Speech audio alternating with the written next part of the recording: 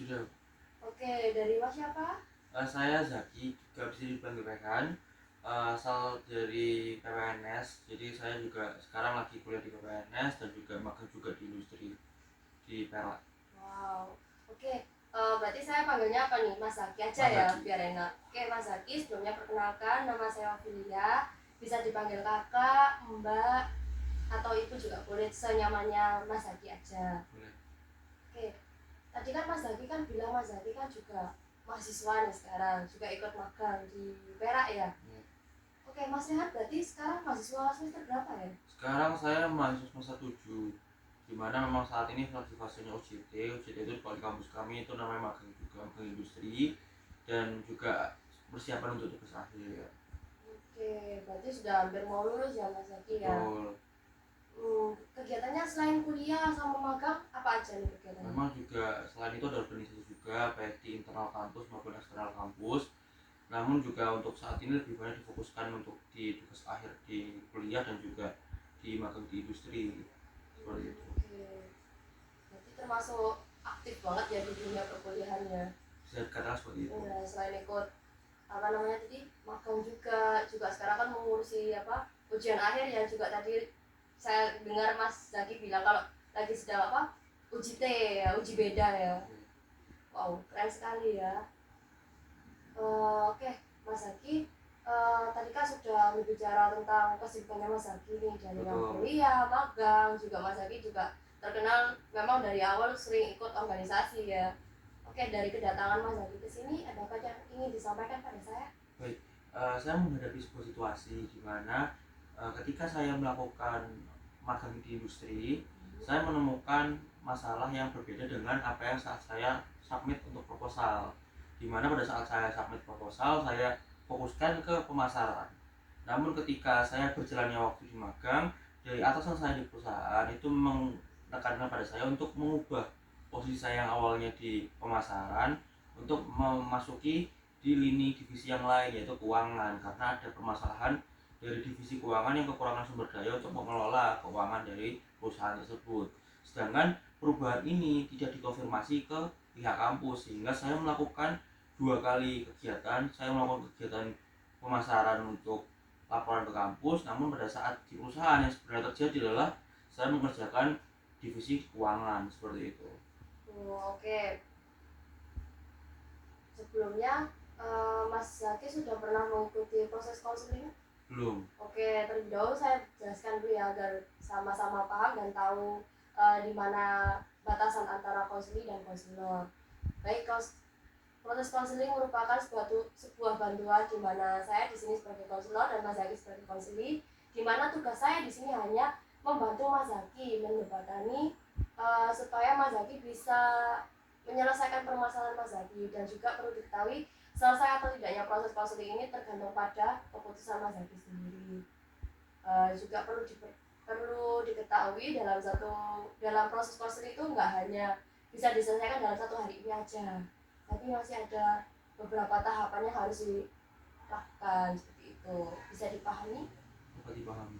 Oke, juga saya jelaskan kembali, dalam satu sesi proses konseling itu kita dibatasi oleh waktu yaitu 30 sampai 45 menit. Apakah Mas Zaki bersedia? Bersedia. Oke, juga saya mohon izin untuk sedikit mencatat informasi-informasi yang terkait, gitu ya.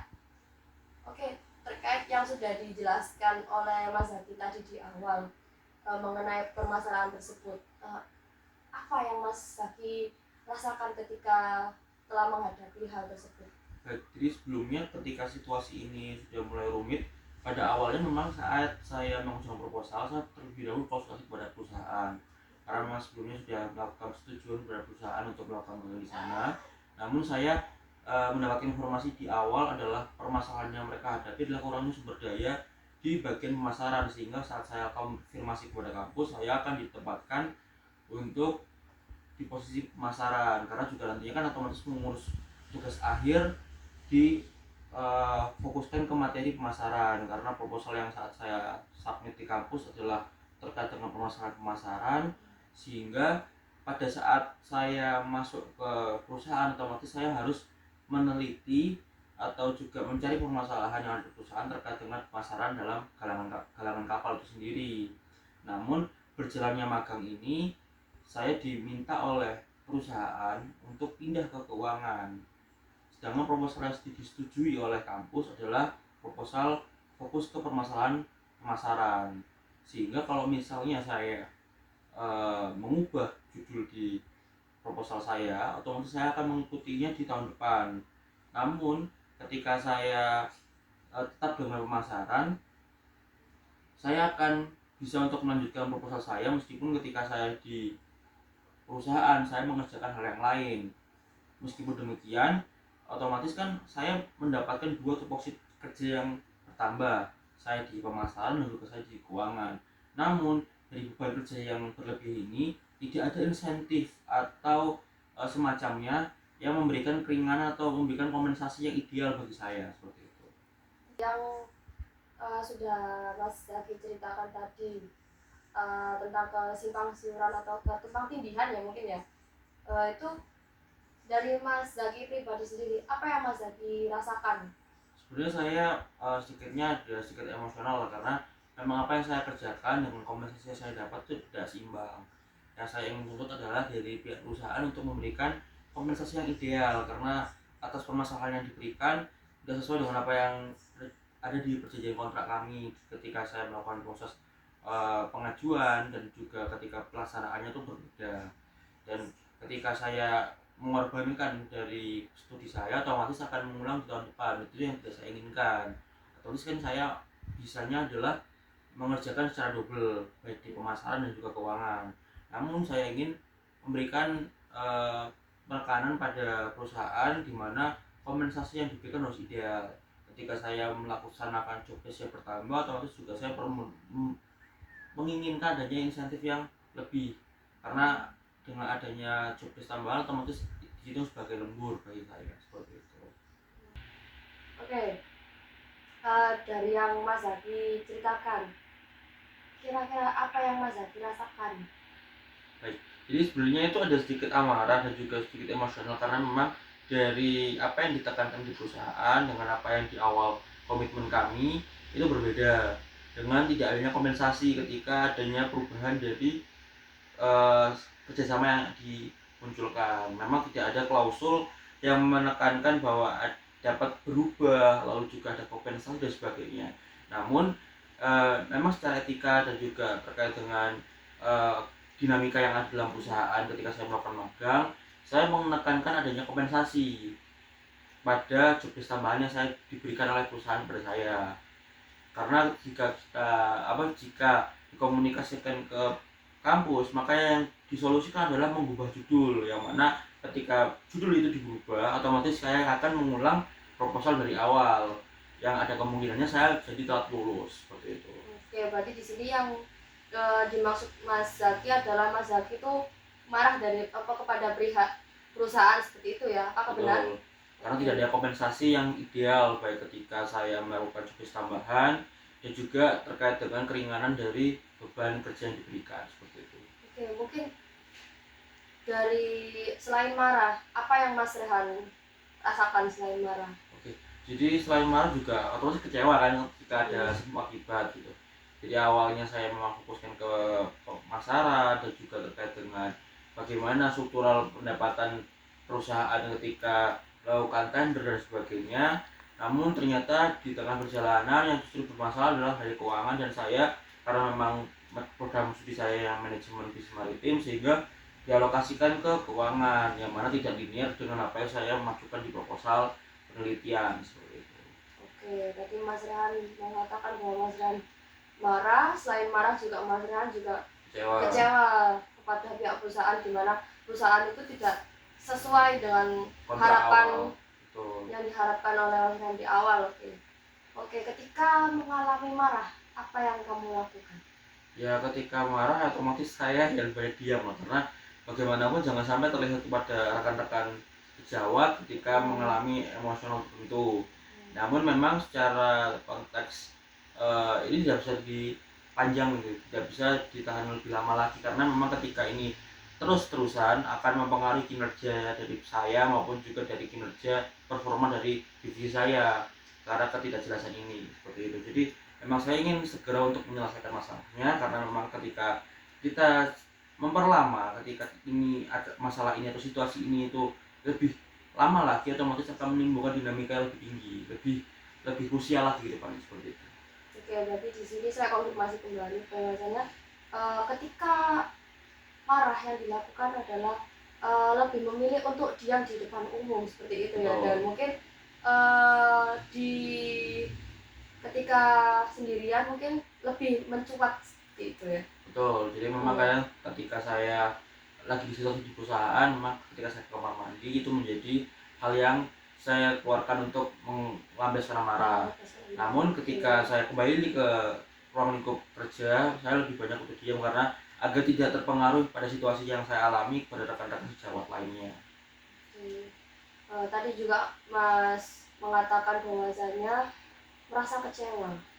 Ketika kecewa, apa yang dilakukan biasanya? Sama halnya dengan ketika marah, saya lebih banyak melakukan lebih banyak ketika saya tahu di ruangan itu hanya saya sendiri, saya lebih banyak untuk menenangkan diri. Jadi ketika tidak diketahui orang lain, itu saya bisa untuk mengontrol emosi saya sendiri. Namun ketika saya ada dengan rekan-rekan yang lain, lebih baik saya bagaimana tidak terlihat emosional seperti itu. Oke, dari situasi yang sudah Mas Zaki alami tadi, apa yang Mas Zaki harapkan kepada pihak perusahaan? Jadi sebenarnya ketika saya berada di situasi ini, saya banyak untuk menekankan pada perusahaan untuk bisa lebih ideal, lebih adil dalam tupoksi kerja. Karena saya juga menilai bahwa karyawan yang bekerja di sana juga bukan yang kredit atau yang hektik, cuman memang secara kompetensi mereka kurang, sehingga banyak anak magang dialokasikan karena memang sumber daya yang lebih mumpuni dibandingkan dengan karyawan yang ada. Memang dalam situasi yang ada, kebanyakan dari karyawan yang di perusahaan adalah karyawan yang titipan dari petinggi-petingginya, sehingga kompetensi yang diberikan adalah kompetensi yang kurang maksimal, sehingga ketika ada anak magang otomatis kompetensi yang lebih ideal ini yang akan diberikan beban kerja yang lebih daripada yang lain, meskipun secara gaji dan sebagainya itu memang masih di bawah karena kita masih magang seperti itu. Oke. Sekarang gini, memangnya kalau kamu sama pihak perusahaan ditaruh di tempat manapun itu akan mengganggu hidupmu? Enggak sih. Lalu apa yang kamu permasalahkan sekarang? Sebenarnya memang karena tupoksi antara yang diberikan kepada anak magang dan juga yang karyawan tetapnya itu memang berbeda. Dan karena kesenjangan ini itu saya rasa tidak adil dalam ruang lingkup divisi saya, karena memang ketika saya di pemasaran maupun ketika saya di keuangan, yang diberikan kepada saya adalah karena ketidakmampuan dari karyawan yang bekerja di sana untuk mengatasi atau menghandle dari jobdesk ini. Karena memang yang saya diberikan tugas adalah untuk perencanaan keuangan anggaran tahun depan, yang mana memang secara resiko dan sebagainya itu memang krusial, yang harusnya sudah ditackle sama teman-teman yang sudah memang sudah pegawai tetap di perusahaan itu, namun karena kompetensi yang kurang sehingga diberikan kepada saya seperti itu. Oke, apakah dengan kompetensi mereka yang lebih rendah di bawahmu itu membuatmu susah untuk menjalani kehidupan di perkuliahan atau kehidupanmu selanjutnya? Sebenarnya kalau di perkuliahan atau kehidupan sehari-hari tidak, namun ketika dalam ruang lingkup kerja, beban yang diberikan kepada saya karena ketidakmampuan mereka ini yang menurut saya tidak saya sanggupi, karena ketika saya memiliki rekan atau sejawat yang ideal, maka beban ini tidak separah ini saya alami seperti itu. Terus semisal kenyataannya mereka standarnya di bawahmu, apakah itu akan mengganggu kehidupanmu selanjutnya? Lebih kepada mindset dimana ketika semua orang bergantung pada saya juga akhirnya juga bingung karena saya tidak bisa untuk berbagi beban kerja tersebut atau beban yang diberikan kepada saya pada orang lain, yang mana ketika semua orang berekspektasi kepada saya atau mengandalkan saya tidak bisa untuk bisa berpikir jernih, karena memang secara dari awal saya sudah lebih terimage bahwa akan dikembalikan kepada saya seperti itu. ketika kamu mengalami tersebut, apakah kamu bakal dipandang buruk di mata orang-orang? Apakah kamu juga bakal dipandang ketika kamu tidak bisa memenuhi ekspektasi orang yang memberikan beban kerja kepadamu? Apakah kamu akan menjadi sangat orang paling buruk sedunia? Tidak. Enggak kan?